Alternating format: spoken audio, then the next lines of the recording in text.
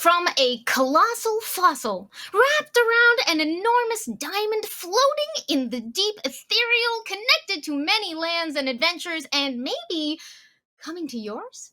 It's the Radiant Citadel, and you can claim it this week at no cost on D&D Beyond. So this is a sneak preview, the full opening chapter to the new anthology book, Journeys Through the Radiant Citadel. And it's a guide to the Citadel itself, how it works, what it has to offer, and how to use it in our game. So, Justice, now that I get to introduce you as Senior Game Designer, Dungeons and Dragons, as well as a co-writer on this book, I would love to know, as a DM, how can I use the Radiant Citadel in my games, and why will I want to?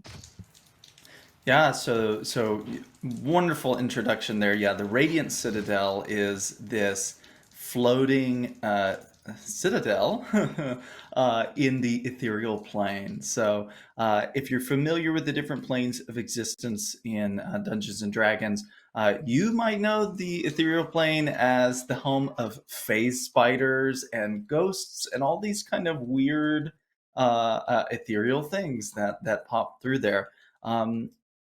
Now there is a major location there, sequestered in this strange realm. So the Radiant Citadel is this cosmopolitan hub of all these lands that are described in Journeys Through the Radiant Citadel. That you'll find these 13 adventures connected to each of them, as well as 2 additional newly discovered lands.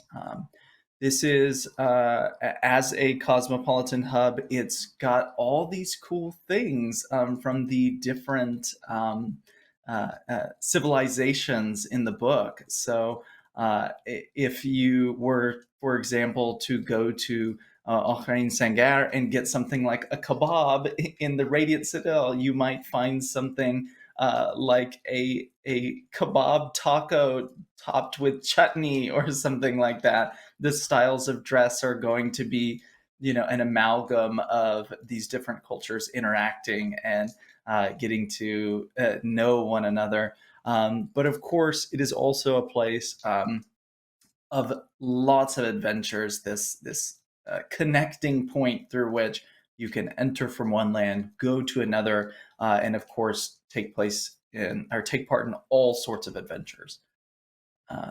That is my brief introduction. I'm already so excited. So we can actually take a look at it right now. It is available on the site. This is the first chapter, and it's going to introduce the setting, give us some noteworthy sites, introduce some things I'm very excited about, Concord Jewels, maybe some people you might meet there, maybe some dangers you might encounter, maybe some history that informs this place.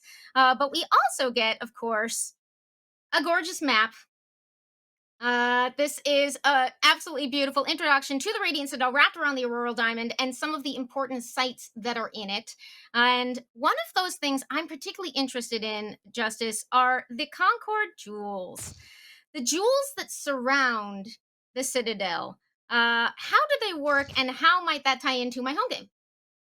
Yeah, so there are these different Concord jewels. They are building-sized gemstones that have the ability to transport people, livestock, trade elements, basically any large amount of things.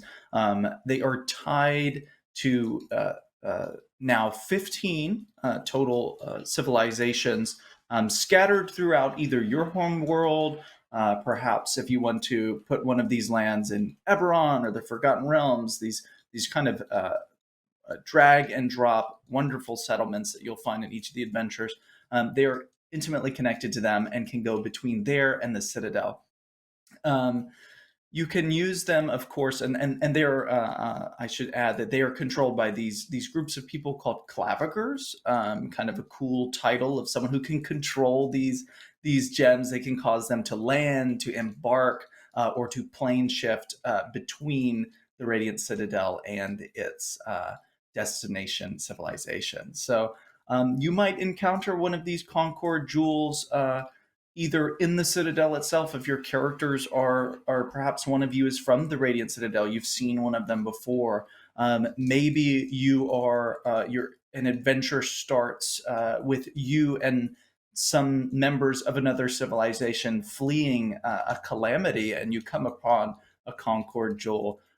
Or perhaps you are adventurers doing what adventurers do, and you are scouring the ruins of some civilization that maybe was once tied to the Radiant Citadel, and you come upon a Concord Jewel.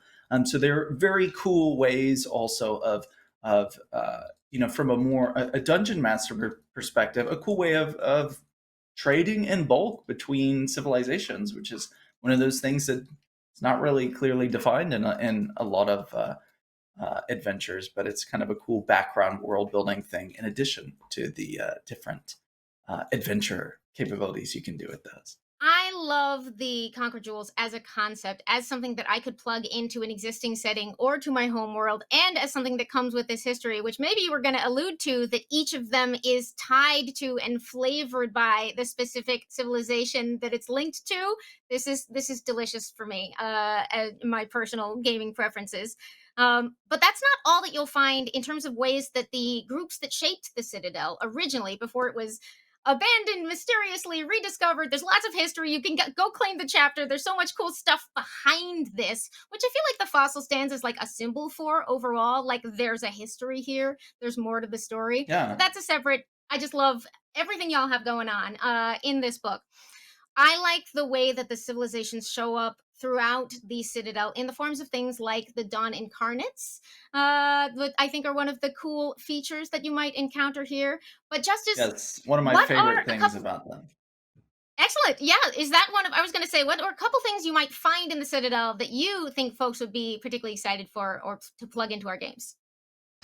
Yes, yeah, my excitement comes through. I love the Radiant Citadel. I love this book. The Dawn Incarnates are one of the coolest things, and you will see some of them popping up throughout this chapter. Essentially, as the hub of this pseudo spiritual realm, there are these gemstones which are tied to each of the civilizations. And of course, there is room in this book to add your own civilizations as well. We have one of them here, which is the amethyst tiger is connected to the settlement of Ionido. So you have a dragonborn offering some type of uh, gift to it. And so each of these spirits inhabits one of these tiny, small gems and carrying with them the knowledge of what they knew in life. And over time, these founding civilizations that compose the Citadel, they basically form into this amalgamation that represents it fundamentally in some way. So this tiger here carries the wisdom of probably thousands of different people from the location and can impart that limited wisdom to characters, could potentially be a quest giver to them, or a source of knowledge as a gift of a quest. You might want something, have some knowledge, something that's in one of these lands or known only to somebody whose spirit resides in this Dawn Incarnate, and perhaps that acts as a quest giver or even the reward. So there are similar, I've noticed, little tasty adventure hooks sprinkled throughout this chapter as you see the way that the civilizations and the Dawn Incarnates and the elements are tied to each other in terms of geography and politics and economy, and organizations and locations you might find in the Citadel.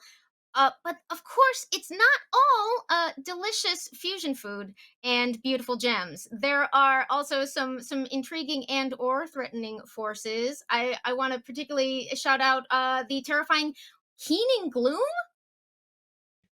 Yes, the keening gloom is amazing and terrifying. It's also really interesting too from a perspective of a more, culturally centered adventure location. That the main threat to it is this force of nature, this unknowable, strange thing that is just ever on the horizon. That somehow, when things are not going well in the Citadel, it seems to get closer to that perhaps when the Citadel is threatened internally, it is threatened externally. So adventurers have every motivation to set things right when they aren't inside the Radiant Citadel, because the keening gloom is ever on the horizon. And there's nothing more terrifying than a cyclone that is just always there in the ethereal plane, carrying all the weirdness of the ethereal plane, and people go into it and they just never come back. So maybe don't let that get closer to the Citadel.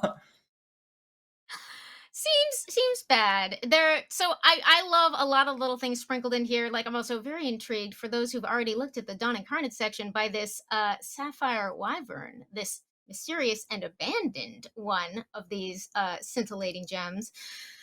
But Justice, is there anything else that you want to make sure Dungeon Masters and players know to look out for in the Radiant Citadel chapter as they're getting ready to claim it this week and bring it into their games? Oh gosh, there are so many cool things about the Radiant Citadel, but I think one thing that maybe we haven't talked about is it's around this huge diamond, this thing called the Auroral Diamond. It is this unbreakable gemstone floating in the ethereal plane, and if anybody has played D&D before enough to get up to spells like Revivify or Resurrection, you know that diamonds are fundamentally linked to this idea of resurrection, of bringing a character back. And perhaps there's something there about the diamond that allows you to uh, forego some of those high cost elements. So maybe if one of your characters dies in your party and you don't have the means to bring them back, you might end up here looking for it. And the power of a diamond that large might transcend a single character. And I think it's worth reading about as well.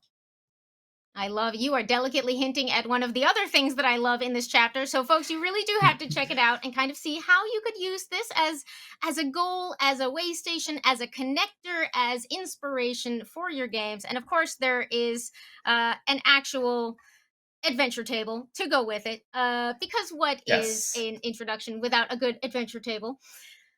So I'm so excited to see how people will use this in their games. You can claim it this week on D&D Beyond at no cost. If you want to go ahead and add this preview chapter to your game, and then of course you can pre-order Journeys Through the Radiant Citadel, which is going to be coming our way on July 19th. And Justice, hopefully we'll get to have you back and chat a little more because I know you added some fingerprints on this piece. And of course, you have your own adventure in this book. But thank you so much for coming and chatting to us about the free preview chapter. Of course, I'm so excited and I'm so glad so many people are going to get to read this and it'll whet their appetite for the book as a whole. So, Go find that link in the description, claim the Radiant Citadel now, and we will see you next time on D&D Beyond.